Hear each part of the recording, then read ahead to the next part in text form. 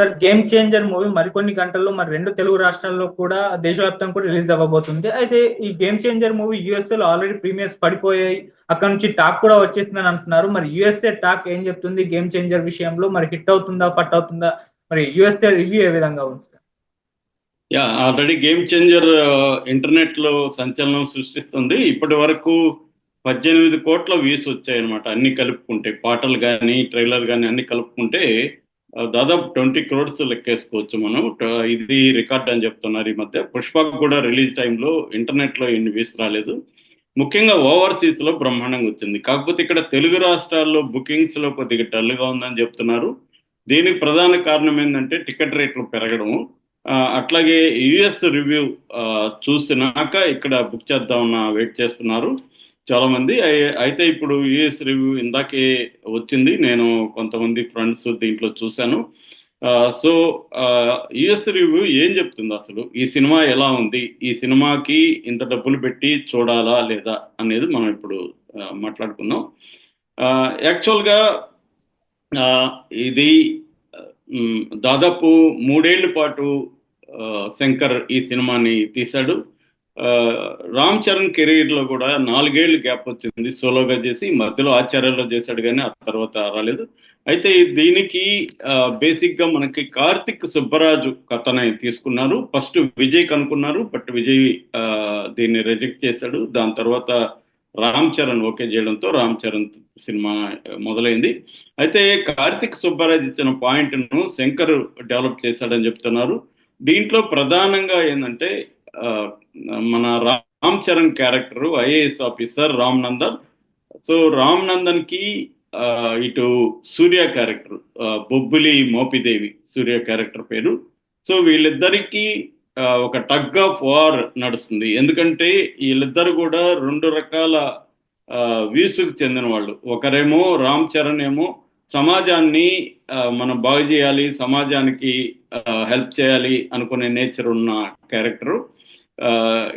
ఇటేమో మోపిదేవి ఏమో ఈ సమాజం నుంచి మ్యాక్సిమం మనం ఎలా పిండుకోవాలి, మనం ఎలా సంపాదించుకోవాలి అని అక్రమాలకు దేనికైనా పాల్పడి ఏమైనా చేసి మ్యాక్సిమం మనం ఎలా డబ్బులు సంపాదించుకోవాలి అనేది ఒకటి. రెండోది అధికార దాహంతో ఉంటున్న ఒక వ్యక్తి. వీళ్ళిద్దరి మధ్య టగ్ ఆఫ్ వార్. అంటే ఒక మామూలుగా అయితే ఒక సీఎంకి ఎక్కువ పవర్స్ ఉంటాయి ఐఏఎస్ కంటే కూడా.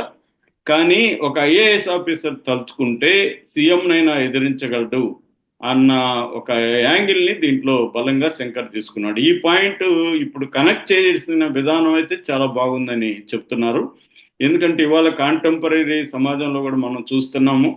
ఒక మామూలు చాలా మంది అధికారులు ఇవాళ ఎట్లాగా ఎదిరించగలుగుతున్నారో మనం చూస్తున్నాము. అంటే నిజాయితీతో ఉన్న అధికారులు గతంలో కూడా మనం చూసాము. శేషన్ లాంటి అధికారులు. దాని ఇన్స్పిరేషన్తో శంకర్ చాలా రియలిస్టిక్ గా ఇవాళ సమాజాన్ని కనెక్ట్ చేసే విధంగా ఈ సినిమా తీశాడని చెప్తున్నారు.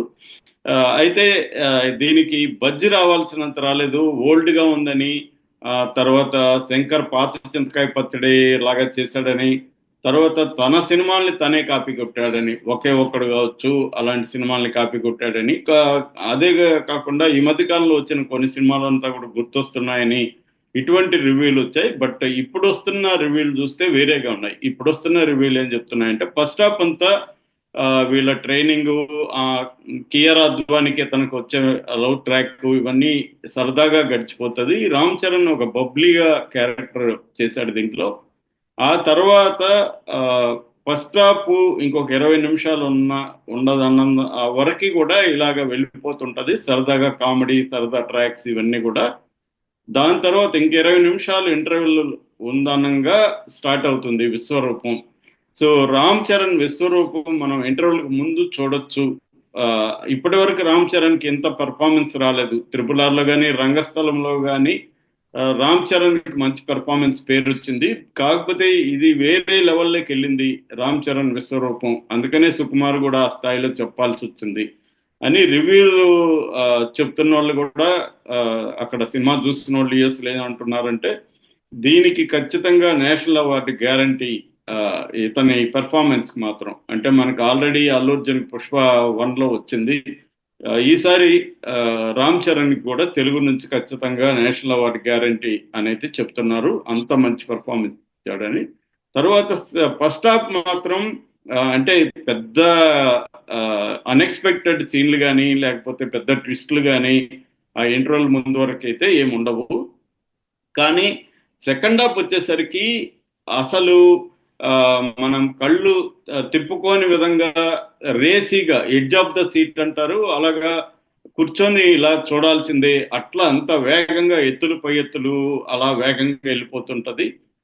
అట్లాగే ఫ్లాష్ బ్యాక్ అప్పన్నగా రామ్ చరణ్ కూడా ఒక డిఫరెంట్ గా ఉంటది. చాలా చోట్ల ఇంద్రాలో మన చిరంజీవి గుర్తుకొస్తాడు, ఆ క్యారెక్టర్ లో గెటప్ కానీ రామ్ చరణ్ బిహేవియర్ కానీ ఇంద్రాలో చిరంజీవి గుర్తుకు తెచ్చే విధంగా కూడా ఉంటది అని చెప్తున్నారు.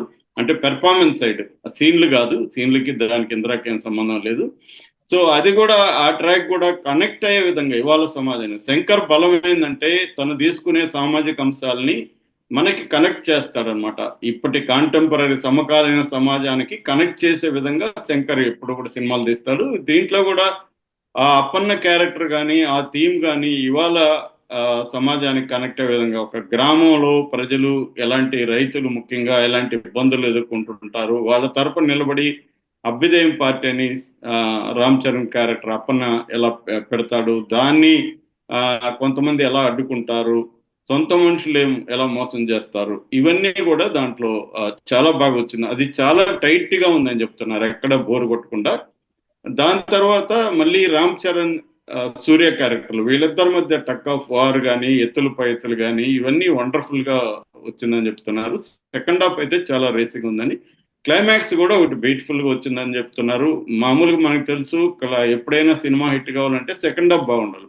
జనరల్ గా ఫార్ములానే ఫస్ట్ హాఫ్ సరదాగా నడిచిపోతుంది, రొమాన్స్ కామెడీ అక్కడొకటి ఫైట్ ఇలా సాంగ్స్ ఇలా నడిచిపోతుంటది. సెకండ్ హాఫ్ ముందు అంటే ఇంటర్వెల్ ముందుగా రియల్ కథ స్టార్ట్ అవుతుంది, ఒక బ్యాంగ్ ఇచ్చి ఇంటర్వెల్ ఇస్తారు, దాని తర్వాత ఇంటర్వెల్ లోనే అసలు కథ ఉంటది. ఇది కూడా అలాంటి ఫార్మేట్ లోనే తీసుకున్నాడు శంకర్. ఫార్మేట్ పాతదైనా కూడా ఇంట్రెస్టింగ్ గా చెప్పాడని చెప్తున్నారు. ఓవరాల్ గా శంకర్ ఏంటంటే ఈ సినిమాని కొన్ని చోట్లయితే ఒక విజువల్ వండర్ లాగా తీశాడని కూడా చెప్తున్నారు. అంటే మనం స్క్రీన్ మీద ఇట్లాంటివి చూడగలమా అన్నట్టుగా కొన్ని సీన్లు అయితే వచ్చాయి. ముఖ్యంగా సాంగ్స్ మనకు ఆల్రెడీ దిల్ రాజు చెప్పాడు, 75 కోట్లు పెట్టి మేము సాంగ్స్ ఒక్కొక్క సాంగ్ యావరేజ్ లో 10 రోజులు తీసామని చెప్పాడు. అదంతా కూడా స్క్రీన్ మీద మాత్రం కనిపిస్తుంది. అంటే ఒక విజువల్ ఎక్స్పీరియన్స్ ఆడియన్స్ కి ఇవ్వగలిగాడు శంకర్ అని చెప్తున్నారు.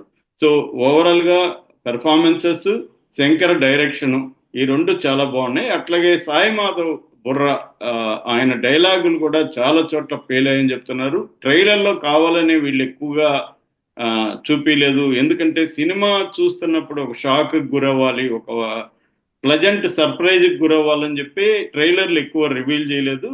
ఆ ఏనుగు 100 ముద్దలు తింటుంది, ఒక ముద్ద ఇస్తే 1,00,000 చేమలు బాగుపడతాయన్న అట్లాంటి డైలాగులు పెట్టారు తప్ప రియల్ డైలాగులు అంతా సినిమాలోనే మనం చూడాలి. చాలా వండర్ఫుల్ గా ఉన్నాయి డైలాగ్. మళ్ళీ ఒకసారి సాయి మాధవ్ బుర్రా విజృంభించాడని చెప్తున్నారు.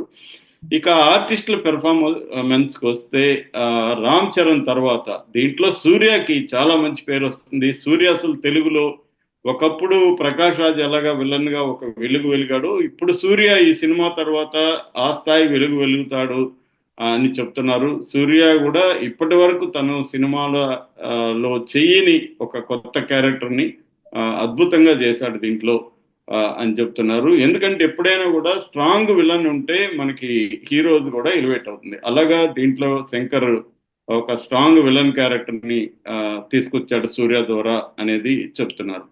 అట్లాగే అంజలి క్యారెక్టర్ ఫ్లాష్ బ్యాక్ లో అప్పన్నకి భారీగా చేస్తున్న అంజలి క్యారెక్టర్ కూడా చాలా బాగా వచ్చింది. ఆ అమ్మాయి కూడా చాలా మంచి పెర్ఫార్మ్ చేసింది అని చెప్తున్నారు. ఇంకా మిగిలిన క్యారెక్టర్లలో మనం చెప్పుకోవాల్సింది కియారా అద్వాని కూడా చాలా బాగా చేసిందని చెప్తున్నారు. అలాగే మనకి వెన్నెల కిషోరు, తర్వాత సునీల్, వీళ్ళు కూడా కామెడీని అవన్నీ తీసుకొచ్చి బాగా చేస్తున్నారు. అట్లాగే శ్రీకాంత్ క్యారెక్టర్ కూడా చాలా బాగా వచ్చిందని చెప్తున్నారు. సో ఓవరాల్ గా ఇటు టెక్నికల్ గా తమన్ కూడా బ్రహ్మాండంగా బ్యాక్గ్రౌండ్ స్కోర్ అయితే చాలా బాగా చేశాడు తమను. పాటలు కూడా ఆల్రెడీ మనకి ఫస్ట్ లో అంత ఊపు అందుకోలేదు కానీ మెల్లమెల్లగా ఊపు అందుకున్నాయి. అన్ని కూడా 5 కోట్లు వ్యూస్ అలాగా వచ్చాయి ప్రతి పాటకు కూడా. స్క్రీన్ మీద మాత్రం అంటే వింటే మనకు గొప్పగా అనిపించకపోయినా స్క్రీన్ మీద విజువల్ వండర్ లాగా తీయడం, దానివల్ల సాంగ్స్ కూడా బాగా అప్పీలింగ్ ఉన్నాయి. బ్యాక్గ్రౌండ్ స్కోర్ కూడా ఇంకా సినిమాటోగ్రఫీ అయితే సినిమాటోగ్రఫీ అయితే న్యూజిలాండ్ లొకేషన్స్ కానీ, డెహ్రాడూన్ సీన్లు కానీ, ఇక్కడ తీసినవి కానీ ఇవన్నీ కూడా వండర్ఫుల్ గా ఉన్నాయి. సెట్లు కూడా అసలు మనం ఈ మధ్య కాలంలో ఏ సినిమాలో చూడని సెట్లు ఉన్నాయని చెప్తున్నారు. ఓవరాల్ గా ఇది పెద్ద హిట్ అయ్యే లక్షణం ఉంది. అంటే చాలా సినిమాలు సినిమాకు ముందు హైప్ రాకుండా రిలీజ్ తర్వాత అవి పెద్ద ఎత్తున హిట్ అవుతాయి కదా, ఆ